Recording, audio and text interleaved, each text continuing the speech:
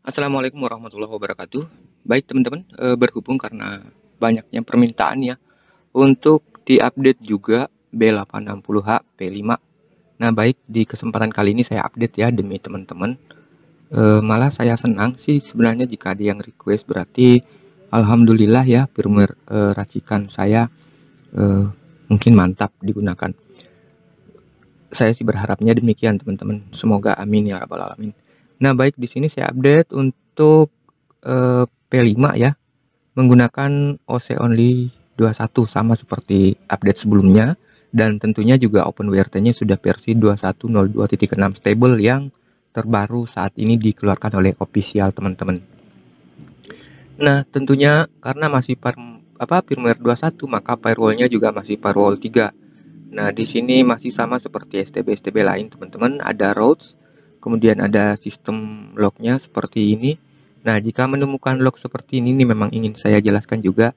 Ini dari load balancing ya, karena kita tidak nge-load balancing, makanya muncul error seperti ini. Jadi sebenarnya sebaiknya M1 3-nya jika tidak digunakan load balancing, sebaiknya di startup-nya itu dimatikan saja, teman-teman. Jadi contohnya masuk di startup, cari M13. Nah ini nih M13, tinggal kita stop saja seperti ini, kemudian disable.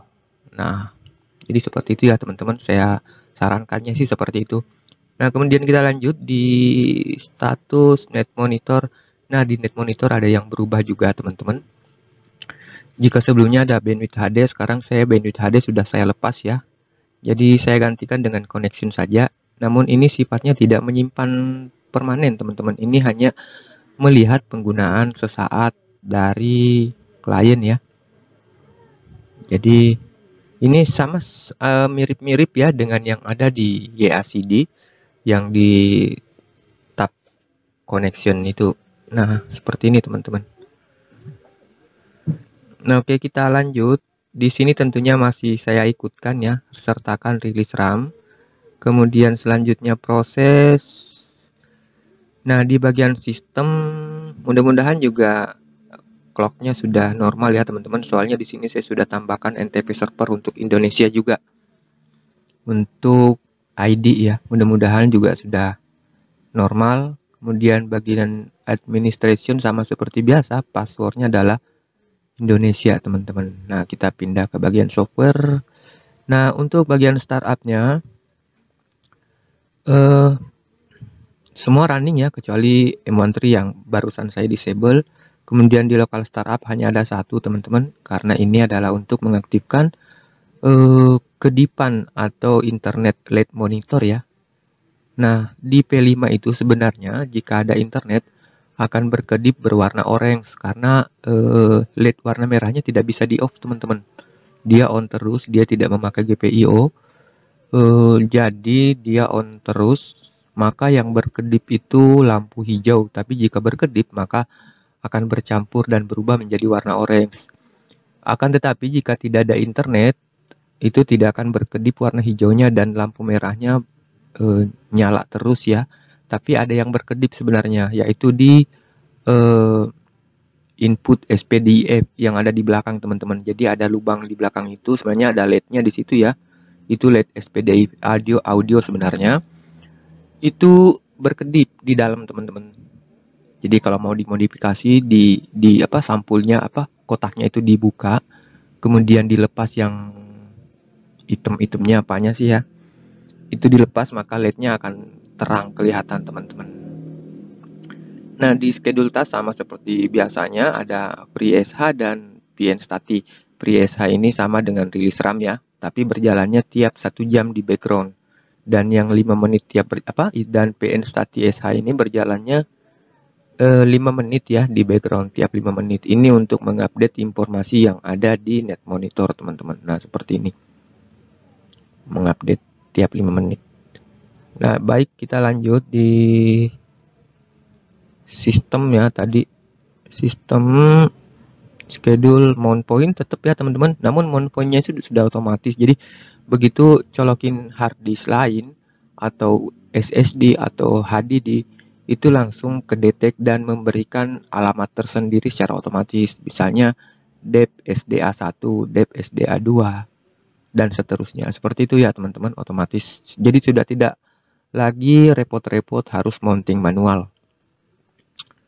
Nah, lanjut di file manager sama seperti sebelumnya, aman. Disk manager juga aman ya teman-teman.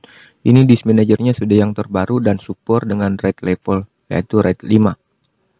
Kita lanjut di bagian Amlogic Service. Sayangnya di P5 ini belum support untuk diinstal di internal HDD ya, internal memori. Jadi cukup digunakan sebagai sarana untuk mengupdate kernel dan lain sebagainya. Nah, kita lanjut bagian shutdown, tetap reboot aman semua. Modem aman ya, ini untuk modem rakitan. Kemudian 4G connection ini untuk modem umum teman-teman. Namun di 4G connection di sini sudah lebih lengkap ya informasinya seperti ini. Dan mudah-mudahan sudah support banyak modem. Kemudian modem info juga untuk modem rakitan terkhusus teman-teman. Nah, baik, di sini kita lanjut di bagian service. Tentunya karena OC only jadi adanya hanya OpenClass. Namun di sini sudah menggunakan OpenClass terbaru juga pada saat video ini dibuat, yaitu versi 0.45.112 beta teman-teman. Nah, jadi seperti itulah updatean yang ada di OC only 21 ini ya untuk B860HP5. Jadi semua aman, config editor, config manage juga aman ya teman-teman. Jangan lupa jika melakukan restore dari backup sebelumnya, itu sebaiknya dihapus dulu di bagian metacore-nya, metacore di bagian backup ya. Jadi jika ingin backup sebaiknya pakai backup exclude core teman-teman. Jadi ini tidak membackup core yang ada di OpenWRT sebelumnya. Maka jika di restore itu aman berjalan dengan normal karena core-nya tidak tertimpa lagi. Oke, kita lanjut. Di sini ada base64 kode yang dipindah dari menu status biar lebih seimbang ya volume menunya teman-teman. Nah, tentunya zero tier juga masih wajib saya ikutkan di sini karena saya sendiri suka menggunakan zero tier. Kemudian di bagian terminal sendiri ini juga ada perubahan sedikit ya di bagian banner dan juga di bagian informasi yang terloading seperti ini teman-teman. Ada penambahan suhu juga di sini, temperatur ya. Kemudian ada penambahan arsitektur juga, ada informasi arsitektur muncul di sini ya. Di seperti ini juga ada WAN dan LAN terdeteksi. Nah, baik, kita lanjut di bagian service. Tentunya tidak ada menu wireless ya, karena memang tidak bisa on wifi-nya di P5 ini teman-teman. Entahlah kalau developer lain bisa, tapi saya jujur belum bisa. Nah, kita lanjut di bagian DNS di HCP juga aman, tidak ada masalah di sini. Jika menggunakan DNS redirect di konfigurasi OpenClass, maka di sini akan terganti menjadi local IP, local host dari OpenClass-nya teman-teman. Jadi ini adalah port localhost OpenClass-nya. Namun jika menggunakan firewall redirect itu tetap akan kembali kepada settingan awal, yaitu DNS Google di sini ya. Saya sudah isi secara permanen juga. Nah, kita lanjut bagian hostname. Jika teman-teman ingin melakukan pemanggilan OpenWRT dengan menggunakan hostname, tinggal diisi di sini teman-teman. Jadi biasanya lebih mempermudah sih jika menggunakan hostname karena kita ingin ganti IP lokal misalkan, itu tidak perlu cabut colok kabel LAN atau putus nyambung hotspot jika ingin berganti IP teman-teman. Jadi lebih simple ya, tinggal tunggu loading dan akan terganti IP secara otomatis. Dan ngeloadingnya juga tidak error sebab ngeloading hostname. Sedangkan hostname itu hanya mendeteksi hostname dan tentunya menomorduakan pendeteksian IP. Dan kita lanjut di bagian static routes juga aman, tidak ada masalah. Tentunya juga firewall juga demikian. Firewall masih ada custom rules di sini karena kita masih menggunakan firewall 3 teman-teman. Diagnostik, load balancing sudah saya disable tadi, aman ya semua. Bagian interface ini adalah modem rakitan LT4220, namun saya lebih memilih menggunakan PPP ya untuk protokolnya karena lebih kenceng sebenarnya protokol PPP ketimbang modem manager atau QMI ataupun MBIM. Jadi seperti itu teman-teman. Oke, saya rasa tidak ada masalah lain. Mudah-mudahan saja bermanfaat. Terima kasih banyak. Assalamualaikum warahmatullahi wabarakatuh.